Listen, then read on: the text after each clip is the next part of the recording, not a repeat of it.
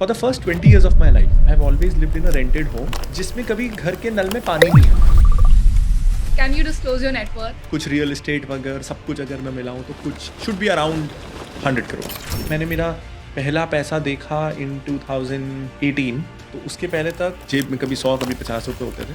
What's next? आज या एक आध साल में if I retire sorted. Do you think कि आज के टाइम में होम लोन लेना जस्टिफाइड है? In a way you are also asking कि घर लेना चाहिए कि नहीं। वन कोर प्रिंसिपल जिससे मैं जीता हूँ is that choose your battles very carefully. We take risk in our investing to compensate for our lack of active earning. ये जो हम कंफर्टेबल हो रहे हैं, इट्स एन एपिडेमिक। मुझे इससे बहुत डर लगता है। हेलो एवरीवन एंड स्वागत है आपका द नेटवर्थ शो में। मैं हूं शगुन और आज के हमारे गेस्ट बहुत खास हैं। ये एक ऑथर हैं, फाइनेंस एजुकेटर हैं एंड फाउंडर हैं of Finology Ventures, mister Pranjal Kamra. चलिए इस कॉन्वर्सेशन को शुरू करते हैं। Hi Pranjal, how are you? I am good, thank you for inviting me, it's an honour. Conversation को शुरू करने से पहले before we talk about investing in numbers and all of that stuff, क्या ऐसी कोई मनी के बारे में मिथ है that you held on to for a very long time, जो आप बहुत टाइम तक बिलीव करते थे, but you realized with time कि यार ये तो कुछ गलत है? हाँ, तो मुझे बहुत समय बाद रियलाइज हुआ। So my investing journey started with I was 19-20। मैंने वॉरेन बफेट की किताबें पढ़ी, इंटेलिजेंट इन्वेस्टर पढ़ी, एंड आई डोंट नो, मेरी लैक ऑफ अंडरस्टैंडिंग थी कि मुझे ना, मेरे दिमाग में ये बहुत कॉन्क्रीट हो गया था कि गुड स्टॉक्स का मतलब है यू बाय देम चीप। सो मैं बहुत वैल्यू ओरिएंटेड हो गया था और मेरे लिए वैल्यू मतलब सस्ता था, वैल्यू मतलब quality at a fair price नहीं था। तो मुझे बहुत साल तक I looked for bargains and I was ready to compromise with the quality of the company, लेकिन मैं वैल्यूएशन पे बार्गेन नहीं कर पाता, मतलब मैं वैल्यूएशन पे कॉम्प्रोमाइज नहीं कर पाता था। And I think for the first 4-5 years of my investing I lost a good amount of potential great stocks because I was willing to compromise on quality but not on valuation। और उस चक्कर में कई value traps आ जाते थे जो लगते थे सस्ते हैं, एंड बिकॉज माई अंडरस्टैंडिंग मेरी लिमिटेड है तो मुझे वो स्टॉक्स सस्ते लग रहे हैं, लेकिन मेरे को ये नहीं पता है कि वो सस्ते ही रहेंगे जिंदगी भर, वो बढ़ेंगे ही नहीं, बिकॉज द मार्केट नोज कि इनका फ्यूचर नहीं है। तो I think that transition from a value stock, from a value oriented investor to a quality oriented investor, उसमें टाइम लगा। एंड आई सी बिगनर्स ये बहुत करते हैं, जहाँ क्या होता है, उनके पास अगर वॉलेट में 500 रुपए हैं तो they want to fill it up with बहुत सारी क्वांटिटी, 5-5 रुपए के 100 शेयर। इट्स लाइक बच्चों को जब पिगी बैंक भर जाता है तो दे फील रिच, लेकिन शायद एक 500 रुपए की वैल्यू भी उस पिगी बैंक में नहीं है। तो अंडरस्टैंडिंग दैट कि ज़्यादा सिक्के, ज़्यादा नोट होने से आप ज़्यादा अमीर नहीं हो रहे हो, ज़्यादा बड़ा सिंगल डिनोमिनेशन होने से भी आप ज़्यादा अमीर हो रहे हो, दैट जब मैं पीछे मुड़ के देखता हूँ तो took a surprisingly long time for me to understand. Imagine करते हैं that you are now 20 years old. What would you have done differently when it comes to your investment journey? Imagine क्या करना है, आई एम 20 बट नहीं, I think it's been pretty good. ऐसा सीखने को मैं पीछे मुड़ के देखूँ इन हाइंडसाइट तो यस, मैंने बहुत सारी गलतियाँ की हैं, आज भी कर रहा हूँ, but would I want to change that journey? नहीं, सब कुछ बहुत अच्छा रहा है। I would want to do more or less the same mistakes again. जब भी मैं अपने आप को, या आई थिंक हर इंसान अपने आप को 6 महीने, साल भर, 2 साल पीछे मुड़ के देखता है, तो there are things that they can do better, but I don't think I have done anything जिसका I will pay the price for the rest of my life. शायद मैं करियर में थोड़ा और आगे होता, मेरी इन्वेस्टिंग जर्नी और अच्छी होती, but that's true for all of us. कोई ब्लंडर्स नहीं हुए हैं दैट आई रिग्रेट और that I am ashamed of और that I don't want to be in the newspaper. तो it's okay, I am very happy. Amazing. तो show का नाम ही नेटवर्थ शो है, तो ऑब्वियसली नेटवर्थ के बारे में तो बात करनी ही पड़ेगी।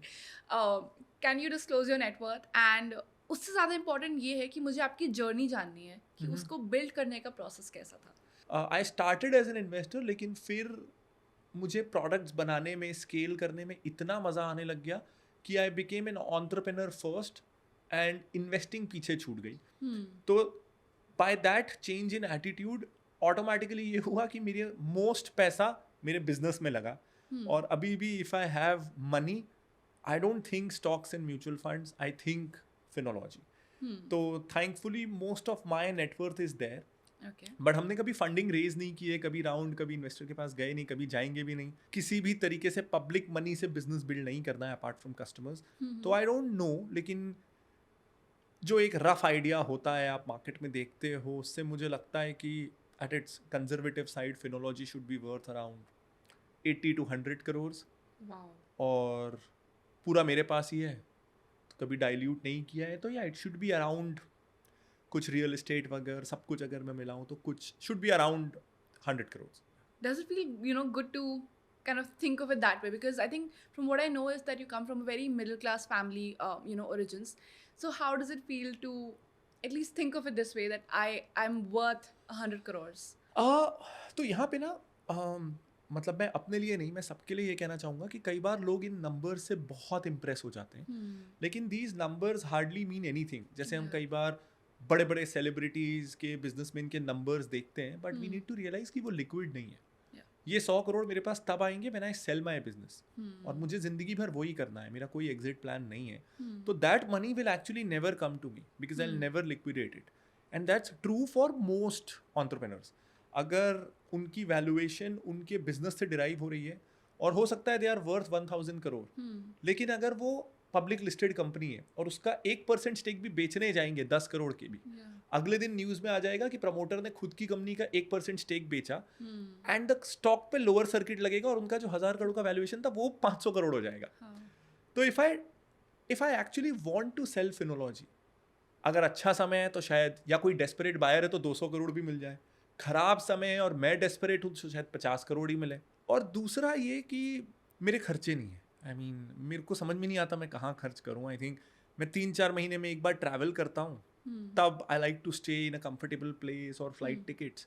बट उसके बाद मेरा रायपुर में घर है, मैं वहाँ रहता हूँ. मुझे मैं सबसे महंगी चीज़ जो खरीद सकता हूँ वो है आईफोन और एप्पल वॉच. उसके ऊपर मैं कुछ खरीद नहीं सकता. कोई कपड़ों का शौक नहीं है. मेरा पूरा वार्डरोब शायद लेवाइस का होता है.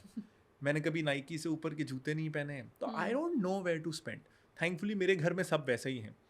तो when you live your life like that, तो आई थिंक कि मेरा नेटवर्थ जहाँ से 80% कम भी हो जाएगा, मेरा नेटवर्थ 15-20 crore भी होगा तो भी मेरी लाइफ यही रहनी है. यहाँ से कितना भी बढ़ जाएगा तो भी मेरी लाइफ यही रहनी है. या तो एक कई बार ऐसा होता है कि आपके बिजनेस में बहुत बड़े प्लान्स हैं जिसके लिए you need to increase your net worth and put in more capital वहाँ पे. लेकिन फिनोलॉजी में हमारा बहुत सिंपल है. हमारा कोई बड़ा बड़ा मिशन नहीं है. हमको दुनिया नहीं बदलनी है. हमको किसी चीज़ में नंबर 1 नहीं बनना है. ठीक है. हमको कोई मार्केट को टारगेट कैप्चर किल नहीं करना है. कोई कंपटीशन से हमको कोई मतलब नहीं है. धीरे धीरे 20-25% से हम अपने आप ग्रो करते हैं. अच्छी बात यह है कि जब आप 100 crore को 25% से कंपाउंड करोगे तो you will automatically be very very rich. तो हम पिछले 6 साल में 0 से 100 crore पे पहुँचे हैं. यहाँ से 20-25% कंपाउंड करते रहेंगे. अच्छा जो हमको समझ में आता है वो काम करते रहेंगे.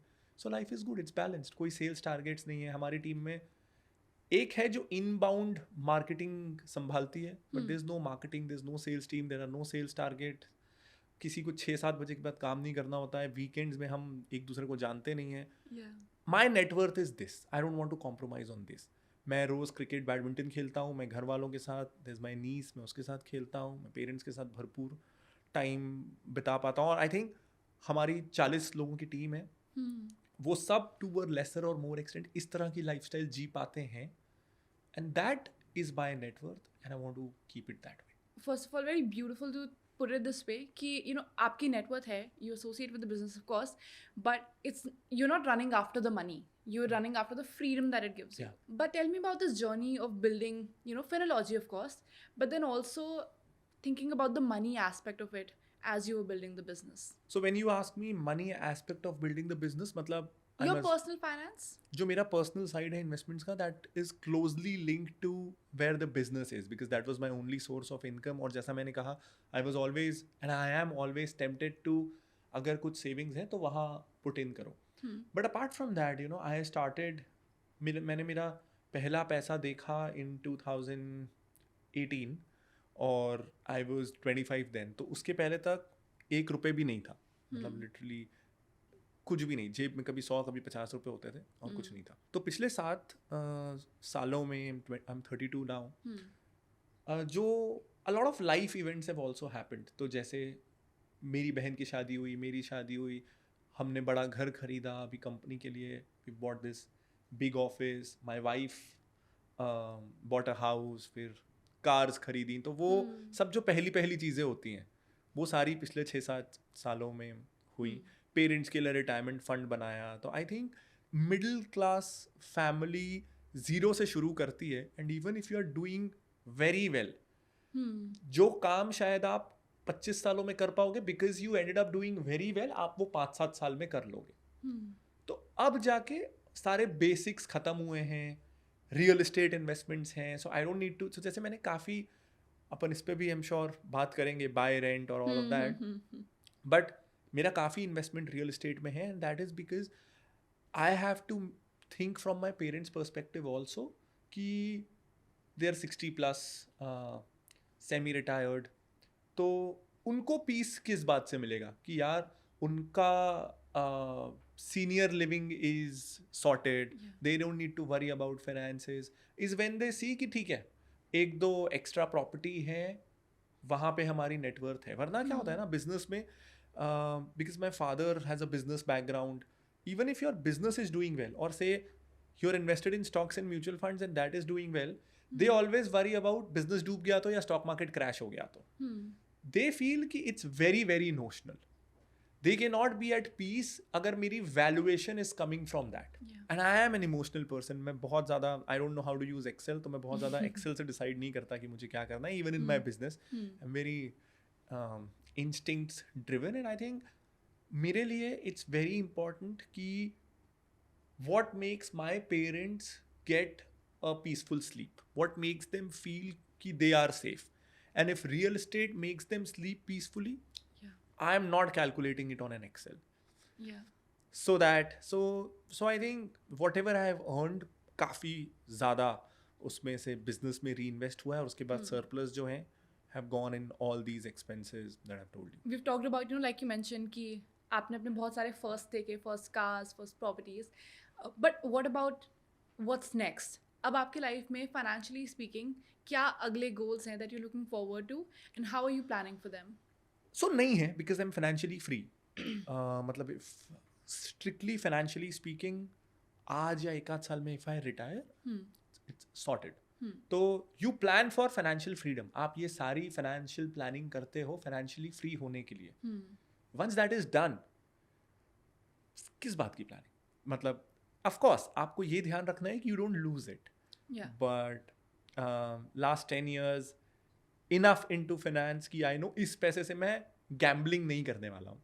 In fact I will commit on the other side, maybe I will be too safe with this money, but I'll not gamble. And if I'm too safe, all kinds of inflation, me living for 100 years, everything, all of that is sorted. So financial freedom is sorted. 5 years ago मैं कुछ भी own नहीं करता था. एक घर था हमारी फैमिली का, उसके अलावा हमारे पास प्रॉपर्टीज नहीं थी, कार नहीं थी, स्कूटर से जाता था, ऑफिस नहीं था. I was living on whatever standard of living मेरे पेरेंट्स मुझे दे सकते थे, and everything else was rented. तो जब आप उस बैकग्राउंड से आते हो ना, और for the first 20 years of my life, ये मैंने इनफैक्ट बताया नहीं है, this is something I realised अभी, बिकॉज बैक देन ना मुझे लगता ही नहीं था ये कमी है. For the first 20 years of my life I have always lived in a rented home जिसमें कभी घर के नल में पानी नहीं आया. सो द ओनली टाइम मैंने रनिंग वाटर एक्सपीरियंस किया है जब हम रिलेटिव्स के घर जाते थे या होटल जाते थे. एंड ये मुझे रियलाइज हुआ कि this is a big thing जब I was recently at a wedding, जहाँ हम आपस में कॉलेज के दोस्त बहुत साल बाद मिले थे, and we were discussing what's the biggest luxury. तो my wife Priya told me कि प्रांजल तुमको तो ना लग्जरी, उसके लिए पता नहीं क्या इसका पागलपन है. His biggest luxury is running shower with hot water, and I love that. मतलब जैसे the only thing I go crazy about, absolutely crazy, is अगर मैं होटल में चेक इन करूँ और मुझे बाथ टब दिख जाए, I go crazy. I have to use it every day, and I know it's a waste, but you know I did not had running water on tap for 20 years. तो मेरे को वो बहुत obsession है. इतना basic necessity. तो हमेशा हमारा दिनचर्या चलता था कि निगम का पानी कब आएगा. तो सुबह 6 से 8 आता था, शाम को 6 से 7:30 आता था. तो हर किसी को संडे को भी सुबह 8 बजे से पहले नहा लेना है. तो another big luxury is if I can sleep after 8. ऐसा नहीं था कि we were not earning. So my mom worked in a semi-government job college. She had a permanent government job. तो income was there, but father के business losses बहुत चल रहे थे, तो all went there. तो ऐसे में क्या होता है, you feel frustrated कि पैसा आ बहुत रहा है but खर्च करने को है कुछ नहीं. तो coming from that background, जिसने running water was a luxury, I wanted to own things. I wanted to own a company office. I wanted to own a big house जहाँ my niece can run around, my parents can take a walk. I wanted to own things. Last 3 years से I've started owning बहुत सारी चीज़ें. And it flipped. I don't want to own anything up. I don't want to own anything. I'll sell everything. That's a really big shift in mindset. I think Winston Churchill said this, कि things you own end up owning you. I think that happens. I've seen that happening कि oh this is not working, oh that needs to be fixed, interior और अच्छा होना चाहिए, अगर ये और हो जाए ना तो it will be perfect, ऐसा होना चाहिए.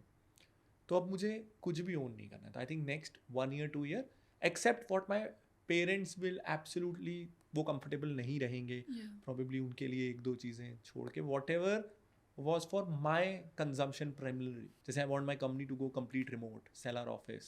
You have very, I think, extremist views on, a few things. In general, I feel like जो मेरा analysis है, is that you're very chill and very sober about a lot of things.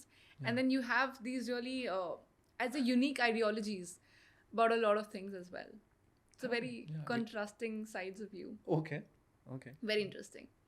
A lot of Gen Zs are entering the market. I'm a Gen Z. I've entered the market. आपने क्या mistakes observe करी है हमारे behaviour में, not just about markets, may be about money? I think I'm really worried for you guys that way because there are two aspects to it. पहला ये कि जब भी मैं मार्केट में एंटर कर रहा था, आई थिंक 2012 या 13 होगा. इफ उस समय किसी को मार्केट में एंटर करना है तो स्कैम्स वैम्स तो थे ही, रियली ऑब्वियस स्कैम्स हमेशा होते हैं. बट इन जनरल अगर आप इंटरनेट पे जाते थे और आप लिखते थे कि how to pick stocks, how to do personal finance, at least stocks वाले साइट पे you will end up on Warren Buffett. है ही नहीं मार्केट में literature. There is no way कि आपने 2 बार वो रिसर्च कर लिया और आप वॉरेन बफेट तक पहुंचोगे नहीं और उन पे लिखे हुए 1-2 बायोग्राफीज या आर्टिकल्स पढ़ोगे नहीं. यू इंटरनेट पे वही हैं, घुमा फिरा के. I think everyone just comes to Warren Buffett. Correct. आज आप उन तक पहुंचोगे ही नहीं. आज you have to be lucky उन तक पहुंचने के लिए. You can be lost in दुनिया भर की फालतू noise. And when you are a blank slate, you are a blank slate because you don't know what's right and what's wrong. तो इफ देन आप गलत डायरेक्शन में जाते हो, you are a victim because आपको तो पता ही नहीं था. आज it's easier for me to say कि क्या गलत है क्या सही है. Back then I was starting, everything was right to me कि ये लिखा हुआ है, ये किताब में लिखा है, या ये उन्होंने बोला है, and he has so many followers तो सही होगा. तो it's very unfair and very hard. In fact अपन ये बोलते हैं कि एक्सेसिबिलिटी बढ़ गई, सब कुछ बहुत ईजी हो गया.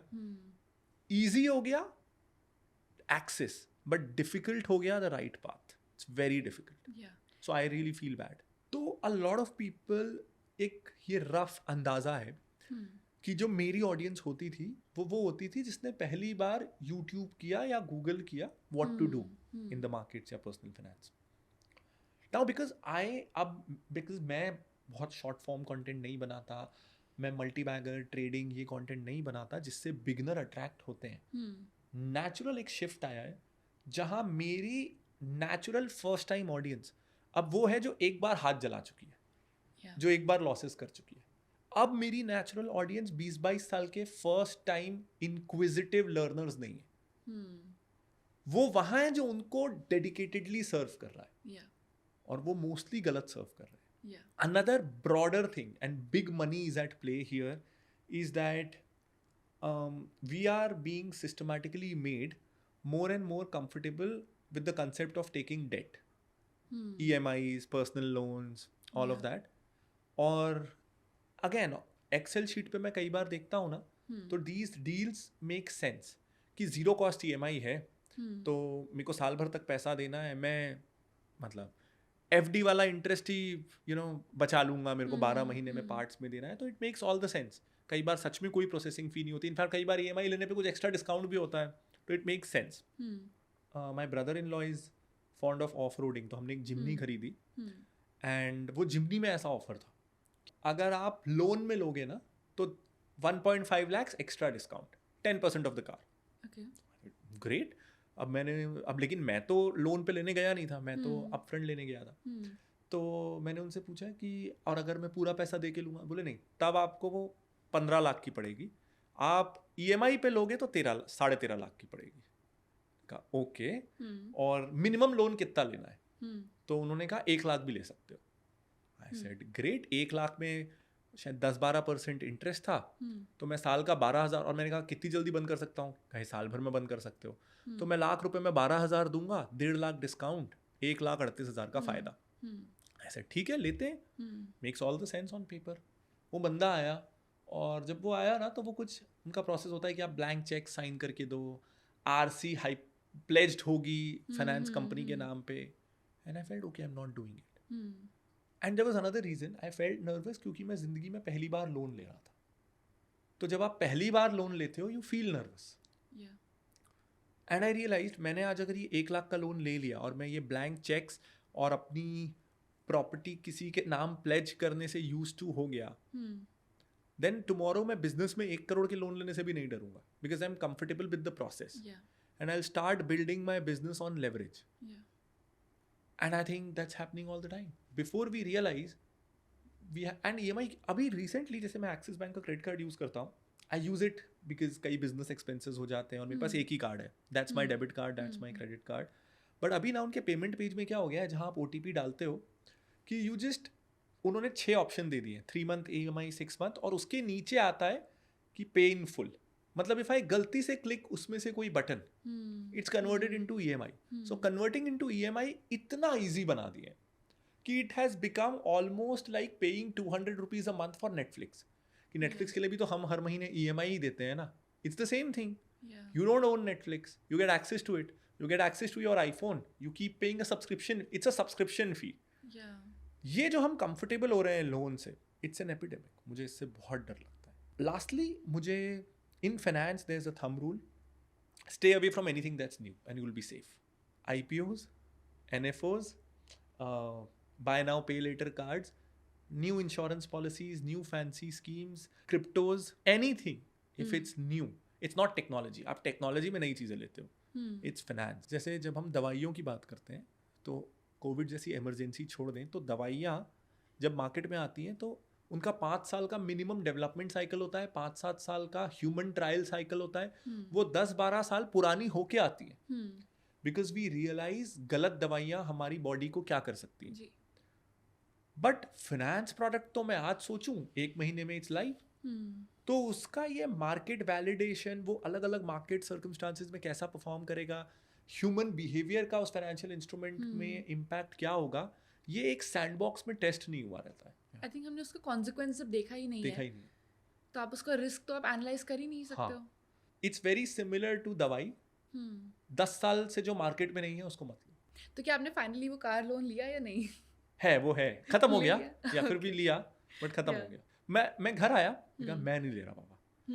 हर किसी के घर वाले दे थिंक कि उनके बच्चे से अनइंटेलिजेंट तो कोई है ही नहीं. मैं घर आया, मैंने कहा पापा ये लॉजिक है. मैंने बड़ा आई फेल्ट कि मैं बहुत इंटेलिजेंट लॉजिक दे रहा हूँ. एंड ही टेल्स मी, तू इतना बड़ा फाइनेंस वाला बंदा है, बेसिक कैलकुलेशन नहीं होता तेरे से, चुपचाप से वो लोन ले. एंड देन ले लिया. या then I know, so I can't.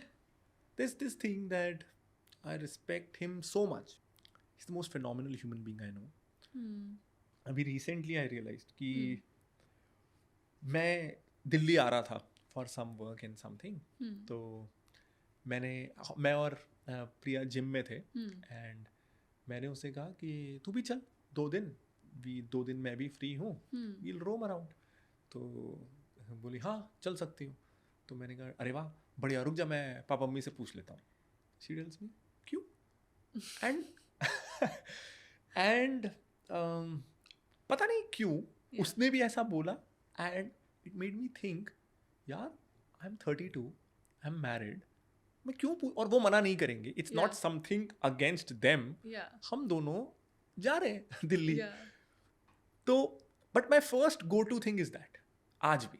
So I have not grown up that way. तो yeah, if he says and if he says it with this conviction, then there's no debate. I don't argue.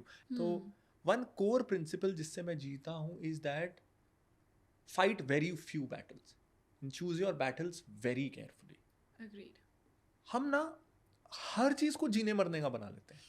सड़क पे उसने मेरे से बदतमीजी से बात क्यों की, है ना, उसने मेरे को ऐसे क्यों देखा, उसने गाली क्यों दी. Why is everything worth fighting? ये मैंने गांधी जी से सीखा था. मैं जब सत्य के प्रयोग पढ़ रहा था, माई एक्सपेरिमेंट्स विद ट्रूथ, तो उसमें था कि he said when I was fighting for India's independence, तो there was this caste system, child marriage तब भी चल रही थी, कई तरह की सोशल बुराइयां थी, बट उनमें से ज़्यादातर के खिलाफ मैंने अपनी आवाज़ नहीं उठाई. Because I had a mission and I am not God. I can not fight everything at once. I think that's such a key lesson. तो जैसे if I feel कि ये गलत हो रहा है, वो 1.5 लाख का loan, I am not comfortable, तो क्या हुआ, उन्होंने बोला चल तेरे को कंफर्टेबल नहीं ना, मैं ले लेता हूँ. All of that I realized 1.5 lakh की बात है ना, मैं अपने दिमाग में I know this is wrong, why fight it. तो most things in life I don't fight. जैसे animal cruelty I can't tolerate, boils my blood, तो that is something I will fight for, but most things I not fight. Very few battles are worth fighting. Beautiful. So you mentioned कि parents का एक थोड़ा सा होता है कि उनको प्रॉपर्टी या रियल एस्टेट से थोड़ा सा assurance फील होता है. I think that's the kind of generation they come from. तो डू यू थिंक कि कंसिडरिंग कि आज के टाइम पे the inflation rates, interest rates, prices of property, real estate, everything, all of these numbers, do you think कि आज के time में होम लोन लेना जस्टिफाइड है considering what the economy is looking like? In a way you are also asking कि घर लेना चाहिए कि नहीं. हाँ. Yeah? Okay. All the numbers in the world, all the numbers in India at least will tell you कि नहीं लेना चाहिए. रेंट से काम चल जाता है. But I don't believe in that answer. I think अगर it helps you sleep well, it helps you feel कि आपने कुछ achieve किया है, if it boosts your self confidence, you feel secure, and also not just emotional angle but practical things also. जैसे for example, my mother worked in a semi-government aided college and she had a permanent job. And because it's semi-government, it's an aided college, इसका मतलब ये है कि it's not transferable, pure government नहीं है. And it's such a good job, it pays well, she likes it. का ये भी मतलब है कि वो जिंदगी भर वहीं काम करेंगी. तो if for the next 20-30 years you know कि मैं इसी शहर में रहूँगा because of your circumstances, आपका business वहाँ है, आपका job वहाँ है, and you don't plan to switch, then buying a house आपका freedom नहीं ले रहा है to move, आपको रहना ही है. तो buying can make more sense. If you are not sure कि मैं 5 साल बाद भी इस शहर में रहूंगा कि नहीं, you shouldn't buy. That's an important thing. So your circumstances decide home loan लेना चाहिए कि नहीं. इन्फ्लुएंसर्स कई बार इसको ब्लैक एंड वाइट कर देते हैं कि ले लो ये रीजन है, मत लो ये रीजन है. It's a very circumstantial thing. कई बार क्या होता है, हम सोचते हैं कि हम एक जस्ट लॉन्च्ड प्रीमियम सोसाइटी में फ्लैट लेंगे तो इट्स रियल एस्टेट. तो जस्ट लॉन्च मतलब प्रॉपर्टी प्राइसेस उस सोसाइटी में एट इट्स पीक है.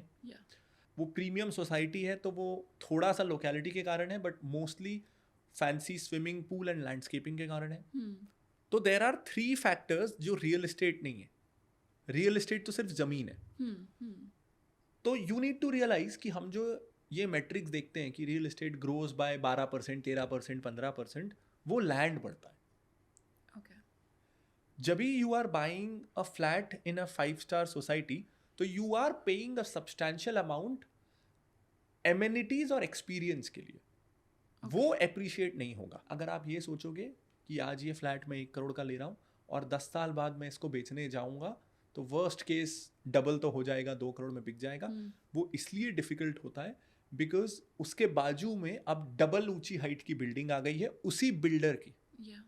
और वही बिल्डर सेकेंड हैंड मार्केट को कभी चलने ही नहीं देता. उसके पास आसपास का लैंड वो लेता ही रहता है, हमेशा फेज 2 फेज 3 आता ही रहता है। और जब आप बिल्डर से लेते हो तो वो आपको बोलता है कि आप स्टेप बाय स्टेप पेमेंट करना, आप अगले 3 साल में कंस्ट्रक्शन के साथ पेमेंट करना। तो या तो आपको होम लोन लेना नहीं पड़ेगा या कम लेना पड़ेगा। जब आप अपना फ्लैट बेचने जाओगे आप बोलोगे रजिस्ट्री के पहले मुझे पूरा पैसा चाहिए। तो आपको, तो अगर उस समय 2 करोड़ मार्केट प्राइस है, आपका फ्लैट क्योंकि 10 साल पुराना है, इन एन ओल्डर सोसाइटी है, उस सोसाइटी की रियलिटी सबके सामने है, नई सोसाइटी के ब्रोशर में सब कुछ ग्लो कर रहा है, एंड बिकॉज यू वांट सारा मनी पहले एक बार में, आपके फ्लैट की कीमत 20-25% तो वैसे ही कम हो जाएगी। I would always prefer as a buyer कि मैं लेटेस्ट बिल्डिंग में जाता हूँ। इफ यू नो दिस और फिर भी आपको वो चाहिए बिकॉज आपका life style, you can afford it, you like those amenities, those landscaping, the security, you like your address, then go for it. But understand कि ये 1 करोड़ में से मैंने 50 लाख का रियल एस्टेट खरीदा है और 50 लाख का मैंने 5 स्टार एमिनिटीज खरीदी है। Keep that differentiation and then think कि वो जो 50 लाख थे ना, जो मैंने एमिनिटीज एक्सपीरियंस के लिए खरीदे थे, वो एक लग्जरी कार जैसे थे जो 10 साल में डेप्रिशिएट हो जाएगी। ये 50 लाख डबल ट्रिपल हो जाएंगे और मुझे 1 करोड़, 1.25 करोड़, 1.5 करोड़ मिल जाएगा। If that clarity is there, बिल्कुल होम लोन लेना चाहिए, it's affordable, it's cheap. Once your this decision is final, जो 2 loans are good loans, good debt is education loan और home loan. So I need your help now, I want to create a road map. अगर मेरी salary है 1 लाख रुपए, तो आपके हिसाब से मुझे उसे कैसे इन्वेस्ट या स्पेंड करना चाहिए to be financially free maybe in the next 20 years of my life? अगर मैं अज्यूम करूं कि if you are earning lakh रुपए और आज आपका घर उसमें चल जाता है, and let's assume कि your खर्चे, assuming inflation is 0, इतने ही रहने वाले, बढ़ने नहीं वाले। तो बहुत सारे कैलकुलेटर्स होते हैं जो हमें ये बताते हैं कि ठीक है, आफ्टर 20-24 ईयर्स अगर आज मेरा लाइफस्टाइल 1 लाख में चलता है तो रफली 6% की, क्योंकि महंगाई है, this is a mental calculation, यानी हर 12 साल में महंगाई डबल होती है, यानी हर 12 साल में पैसे की वैल्यू हाफ होती है। तो I am assuming you want to retire for ease of my calculation in 24-25 years let's say, तो मतलब 4 लाख की वैल्यू आज के 1 लाख के बराबर होगी। तो यू वुड नीड इतना कॉर्पस आफ्टर 25 ईयर्स कि यू कैन विड्रॉ उसमें से 4 लाख रुपए every month forever, which means कि यू विल विड्रॉ रफली 50 lakhs एन ईयर। अगर आपको 50 lakh rupees an year withdraw करने हैं तो एक बहुत कंजर्वेटिव, अगर मैं एफडी का रिटर्न मानूं 5-6%, मार्जिन ऑफ सेफ्टी मानूं, कुछ इमरजेंसीज आएंगी, तो ये हो जाएगा 10 करोड़ के कॉर्पस में। तो 10 करोड़ का कॉर्पस इफ यू हैव, तो you will get 60-65 lakhs as interest, और वो कॉर्पस बढ़ना भी चाहिए। तो minimum anywhere between 10-12 crore if you can gather, you will be financially free. This is one part of it. This is goal setting हो गया कि मुझे कितना कॉर्पस चाहिए, जो आपके केस में हम 10-12 करोड़ पे पहुंचे। Now you need a simple SIP calculator कि मैं हर महीने कितना इन्वेस्ट करूं तो 25 साल में मैं 10-12 करोड़ में पहुंचूंगी। Any simple SIP calculator will tell you that. And that is the amount you need to invest every month. And because you are investing for 20-25 months and you are young, so it can mostly be mutual funds. Got it. And when it comes to asset allocation, do you think equity is enough, or should I be investing into other asset classes for that retirement corpus? अगर मैं purely return wise बात करूं तो all 3 primary asset classes बहुत अच्छे हैं। Gold बहुत अच्छा है, प्रॉपर्टी बहुत अच्छा है, म्यूचुअल फंड बहुत अच्छा है, इक्विटीज तीनों बहुत अच्छे हैं। तीनों में थोड़ा बहुत कम ज़्यादा सिमिलर रिटर्न्स आएंगे। तो इफ़ यू बाय से अ गोल्ड ETF एंड आप उस तरीके से गोल्ड में एक्सपोजर लो, और अगर कई बार होता है ना हम बहुत ज़्यादा इक्विटी में कंफर्टेबल नहीं है, आई डोंट माइंड अगर आपका पूरा 100% एक्सपोजर भी गोल्ड में हो जाए। It's not ideal, it's wrong, लेकिन what's more important is that you are not assuming you are not comfortable with equity, and I keep giving you ज्ञान कि नहीं equity में तो डालना ही चाहिए, you end up not investing anywhere and in fact spending it. उससे better है कि गोल्ड में डालो। आइडियल सिनारियो इज दोनों में स्प्लिट करें अपन, और इसमें ना कोई बहुत ज़्यादा एसेट एलोकेशन में डिसिप्लिन रखने की ज़रूरत नहीं है percentage wise, monthly amount wise discipline की ज़रूरत है। बट आप 40% गोल्ड में डाल दिए, 60 इक्विटी या 70 इक्विटी में डाल दिए, 30 gold, in the long run because your horizon is 20 साल 25 साल, बहुत फ़र्क पड़ने वाला नहीं है। अगर हमें सच में फाइनेंशियल प्लानिंग को एक्सेसिबल बनाना है कि लोग करें, फाइनेंशियली फ्री हों, तो one of our jobs is to make it really really simple. You invest anywhere, it's better than spending it on a depreciating asset. One big advantage with gold is आप gold में गलत script नहीं चुन सकते. It's gold. The worst you can do is buy physical gold. लेकिन real estate, to a lesser extent mutual funds and to a vast extent stocks में, it depends on कि मैंने क्या चुना. सिर्फ रियल एस्टेट का average tells me nothing. Extremes बहुत ज्यादा है. स्टॉक्स में भी बहुत ज़्यादा है, म्यूचुअल फंड्स में भी है to a lesser extent. Why gold is so simple is that उसमें एक्सट्रीम्स नहीं है. The worst you can do is pay higher making charges. That's it. आपका 5% रिटर्न एट बाइंग समय महंगा हो गया. That's it. That makes it so easy. And if it's easy and if it's boring, it should be promoted. लेकिन होता क्या है, अगर फाइनेंशियल प्लानिंग को इतना आसान मैं बना दूँ कि कोई आया वो सोना खरीद ले, तो वो मुझे फीस नहीं देगा, वो मेरा कंटेंट देखेगा नहीं, वो it doesn't make for interesting viewership. It's like the doctor जिसके पास हम गए और वो बोला सुबह शाम अनार का संतरे का जूस पी लेना, तो हमें लगता है हमको सीरियसली नहीं लिया. पैसे खर्च हो गए, बताओ. हाँ, ये तो हमें पता ही था. ये पता था और वो सीरियसली नहीं लिया. It's like that. तो उसे एंटीबायोटिक अगर वो लिखेगा, हम तो आजकल तो हम क्रोसिन से भी सेटिस्फाई नहीं होते. हमको चाहिए एंटीबायोटिक सीरियसली. कोई नई दवाई बताओ भाई. हाँ, ये तो ले ली हमने. It's the same with finance. मैं जब तक कुछ अननीडेड ट्रिग्नोमेट्री अलजेब्रा नहीं लगाऊंगा, फैंसी मॉडल्स के साथ एक पीपीटी लेके किसी अल्ट्रा हाई नेटवर्थ इंडिविजुअल के सामने नहीं बैठूंगा, तब तक वो अपनी वेल्थ का 1% मुझे नहीं देगा. Got it. So you've said this, across your platforms, कि more investments don't always mean more returns, better returns, right? Now, obviously, this is pretty contrary to the entire concept of diversification. So I want to understand from you, आपके हिसाब से कितना diversification सही है, so that you're not compromising with returns? One time when I'm referring to a data is there's a lot of constant research that says कि अगर आपका direct stocks का पोर्टफोलियो है, तो इन मोस्ट केसेस अगर आपने उन 25 स्टॉक्स में, तो क्या होता है ना, हम बोलते हैं डाइवर्सिफिकेशन के लिए इतने स्टॉक्स चाहिए. More than that, it's important कि जितने भी स्टॉक्स आपके पास हैं, क्या वो अलग अलग सेक्टर से हैं, क्या उसी नंबर में आपने डाइवर्सिफिकेशन किया है. You can have 50 stocks, 20 pharma, 10 retail, 20 IT, तो देयर इज नो डाइवर्सिफिकेशन. अगर आपके पोर्टफोलियो में 4-5 सेक्टर्स में डाइवर्सिफिकेशन है, 4-5 रीजनेबली अनरिलेटेड सेक्टर्स में, और अगर आपके पोर्टफोलियो में 25 से 30 स्टॉक्स हैं, तो beyond that there is no benefit of diversification. Which is why when we were launching stock recommendation product, ये बहुत डिबेट था, शुड इट बी फिनोलॉजी 50, 30, 20. तो कांस्टेंट जो साइंटिफिक डेटा है के बेसिस पे आया कि ओके 30 इज द नंबर, उसके ऊपर and it's the upper limit. उसके ऊपर direct stocks, if they are well diversified, makes no sense. Which is why a lot of focused funds की भी limit 30 है. 30 is the maximum a focused fund can invest in. So as I told you, even the focused funds have 30 stocks, but an average mutual fund में होते हैं 40, 50, 60 stocks. I think 2 fund बहुत हैं. अगर कोई बहुत, पहले क्या होता था, एक तीसरा फंड हो जाता था क्योंकि टैक्स सेविंग भी तो करनी है. अब that category is almost gone. सब कोई न्यू टैक्स रिजीम में है, तो that category is gone. I am not a believer in sector thematic, small caps, mid caps. तो आई थिंक एक फ्लेक्सी कैप और एक अच्छा सा large cap, most people are sorted. अगर कोई बहुत ही रिस्क लेना चाहता है तो उसमें एक स्मॉल कैप ऐड कर ले.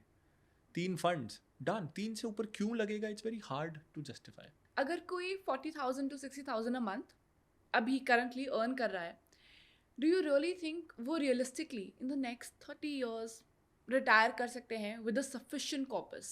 यू आर सेइंग कि वो 30 साल में रिटायर होंगे, मतलब आई एम अज्यूमिंग वो अंडर 30 हैं, अराउंड 30 हैं. यू नेवर नो वो 5 साल बाद कितना कमा रहे होंगे. तो व्हाट्स इम्पॉर्टेंट इज कि हम ना कई बार बहुत जल्दी, सो क्रोनोलॉजी सही होना बहुत ज़रूरी होता है. You will invest what you save and you will save a part of what you earn. तो सबसे पहले तो अर्निंग का कंपोनेंट हमको ठीक करना है. तो if you are earning less, figure out what you can do to earn more. Because जो आप कमाओगे उसी से आप सेव करोगे और उसी से इन्वेस्ट करोगे. तो आई हियर कई बार कि पहला जॉब ही 40,000 का लगा और आज ही पैनिक कि आई एम 24, 40,000 में तो कुछ नहीं होगा. So the right answer is कि इफ यू आर 24 का मतलब है you can invest in your skill development for next 5 years. No issues. Keep enhancing skill. वरना क्या होता है, हम हमारी लैक ऑफ एक्टिव इनकम को कंपनसेट करते हैं रिस्की गैम्बलिंग करके. कहीं से मैं ड्रीम 11 जीत जाऊं, कोई बिटकॉइन 100 गुना हो जाए. We take risk in our investing to compensate for our lack of active earning. ये बहुत डेंजरस है. If the problem is lack of sufficient active earning, तो उसका सॉल्यूशन है addressing that lack of active earning, not investing aggressively. We clearly can't talk in numbers, but क्या आप हमें ये बता सकते हैं over the last few years of your financial journey, आपकी खुद की asset allocation strategy कैसे change करी है?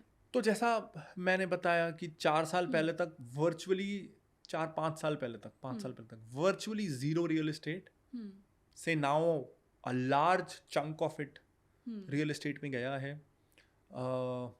जैसे जैसे हमारे प्रोडक्ट्स आए हैं, हम लोग पब्लिक मनी मैनेज कर रहे हैं. मैं पर्सनल पोर्टफोलियो में एक्टिव कम हुआ हूँ. ऑन द फ्लिप साइड जैसा मैंने बताया, I will sell it all. मैं सारा रियल एस्टेट तो बेच दूंगा.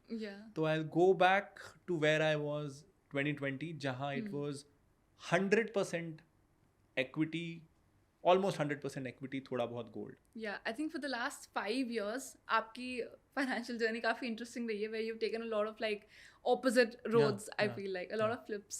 Okay.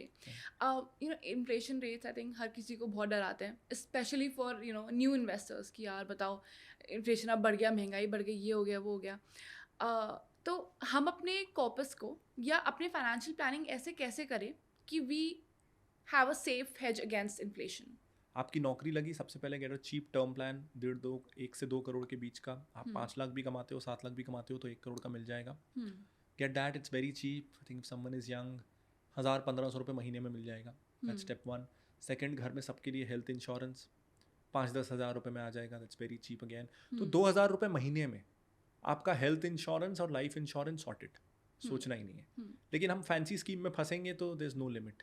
ULIP, cash back, money back, anything fancy in finance, no. Once this is done, कुछ पैसा, दिस विल टेक टाइम, लेकिन आपके मंथली खर्चे अगर 25,000 30,000 हैं, तो 1,00,000 1,50,000 रुपये 4-6 महीनों का खर्चा आपके सेविंग्स अकाउंट में होना चाहिए. और ये सबकी क्रोनोलॉजी बहुत ज़रूरी है. ये इसी स्टेप्स में होना चाहिए. Life insurance, health insurance, then emergency fund. Once this is done, फिर आता है कि क्या होता है ना, लाइफ में we always deprioritize retirement, because उसको लगता है कि इसको तो बहुत टाइम है. रिटायरमेंट को हमेशा बहुत टाइम होता है टिल वी रिटायर. तो और रिटायरमेंट प्लानिंग ही एक ऐसा इंस्ट्रूमेंट है, एक ऐसा गोल है जिसको ना इक्विटी, गोल्ड या रियल एस्टेट से कोशिश नहीं करनी चाहिए. Because always mid term emergencies, crisis, short term requirements आते हैं और हम उसी फंड में से निकालते हैं. क्योंकि उसको टाइम है. तो आई थिंक रिटायरमेंट प्लानिंग के लिए there is a reason NPS exist. उसी से होना चाहिए. कि तुम निकाल ही नहीं पाओगे 55 से पहले, एक्सेप्ट इन एक्सट्रीम केसेस. एक corpus, most of the thing you cannot withdraw, and people don't like NPS for this reason. And this is the biggest advantage of NPS. तो अगर आपको लगता है ना कि नहीं इस पैसे की ज़रूरत पड़ सकती है, ये मैं NPS में कैसे डाल दूँ, तो उसका 10% डाल दो, उसका 25% डाल दो ना. लेकिन कुछ NPS में ज़रूर डालो. at 55, at 60 you'll be glad you did it, because बाकी पैसे नहीं बचेंगे, वो कहीं ना कहीं जाएंगे. तो ये था 4th स्टेप. हमने हेल्थ इंश्योरेंस लिया, लाइफ इंश्योरेंस लिया, इमरजेंसी फंड बनाया, रिटायरमेंट प्लानिंग किया. इसके बाद once this is done, prioritize paying off your debt. तो स्टेप 5 इज, अगर मैंने एजुकेशन लोन लिया है, होम लोन लिया है, वो कितना भी सस्ता है, उस पर कुछ भी फाइनेंस प्रोफेशनल आपको बताएं, there is infinite advantage in good sleep. और मेरा लोन चला गया, बिकॉज क्या होगा, वो लोन की कॉस्ट हो सकता है 6% है, 8% है. It's not pinching. और मुझे ऐसा लग रहा है कि इट्स वेरी चीप, 6% 8% मुझे पैसा मिला हुआ है. बट द थिंग इज, उस लोन के कारण if you want to take a 6 month break you can't take it. Yeah. It takes away your freedom. You can not join a startup 4 महीने के लिए. You can not be jobless for a couple of months. Yeah. That's a really bad position. तो इसलिए prioritise कि हम loan पे of कर दें. Yeah. That's the 5th step. उसके बाद टेक 2 म्यूचुअल फंड्स, प्रॉब्ली एक फ्लेक्सी कैप, एक large cap for whatever your goals are. And 99% of the people, they don't need a financial advisor. This is their financial plan. In this entire conversation, अगर किसी ने अभी तक ये conversation देखी, what's that one lesson that you would want them to take away from this entire conversation? I'm sure जिसको जो ज़रूरत है उसको वो लेना चाहिए. I think everyone needs to select their own learning. Yeah. True. Yeah. But I think for me, मेरा सबसे important learning ये है कि पैसों के पीछे भागना या इन्वेस्टिंग के पीछे भागना या इस प्रेशर के पीछे भागना is not the right way to go about it. Life में इमोशंस बहुत बड़ा फैक्टर होते हैं एंड उस चीज़ को अकाउंट करके फाइनेंशियल डिसीजंस लेने चाहिए, ना कि फाइनेंसेस को देख के इमोशनल डिसीजंस लेने चाहिए. आई हेट दिस आजकल की ये सब्सक्रिप्शन इकोनॉमी, जिसमें क्या होता है, हमें लगता है ये सब बेसिक है और ये सब बेसिक कभी नहीं था. जैसे नेटफ्लिक्स बेसिक है, अमेजॉन प्राइम बेसिक है, जियो बेसिक है, स्विगी का सब्सक्रिप्शन, जोमेटो का वो जो डिस्काउंट होने वाला सब्सक्रिप्शन वो बेसिक हो गया. आई डोंट नो, एक इंसान के पास 1 दर्जन सब्सक्रिप्शन होते हैं, जो आज से 10 साल पहले हम एक इंटरनेट, एक टेलीफोन और एक केबल टीवी का पैसा देते थे. Exactly. अब हर कोई कितने लेयर्स में ये सब्सक्रिप्शन का पैसा दे रहा है. And I am not counting बहुत सारे डिजिटल मैगजीन्स, ये लाइव मिंट, ईटी, हर कोई, ये भी सबके पास होता है. पता नहीं कुछ ये शॉपिंग वाले सब्सक्रिप्शंस होते हैं. It's endless. And then we feel कि आजकल महंगाई बढ़ रही है और ये तो बेसिक है because your friends are using it, it's normal. पर इट्स नॉट. क्लाउड स्टोरेज में देखता हूँ आजकल हर किसी के पास है, पेड मंथली क्लाउड स्टोरेज. तो these things add up. Every day take a chunk of our salary and we blame our job, we blame महंगाई. We don't realize कि these are not basics, these are luxuries. तो हमारी luxury की definition ही खराब हो गई है. That's bad. I think today I'm going to be unsubscribing to a lot of things. You're very welcome. Thank you for that reality check. Thank you so much for that. And thank you so much for this conversation. I learned so many things. I think it was less of a finance podcast and more of a life lesson podcast for me. Okay. Learned a lot about, I think, again, people think of finance as numbers, but it's more than that. It has to be more than that. Yeah. So thank you so much for giving me. Pleasure. Thank you for the interesting questions. I did not realize the time and I mean it. Yeah. It's okay. Yeah. Thank you so much. And you too, I hope आपको ये conversation पसंद आया हो.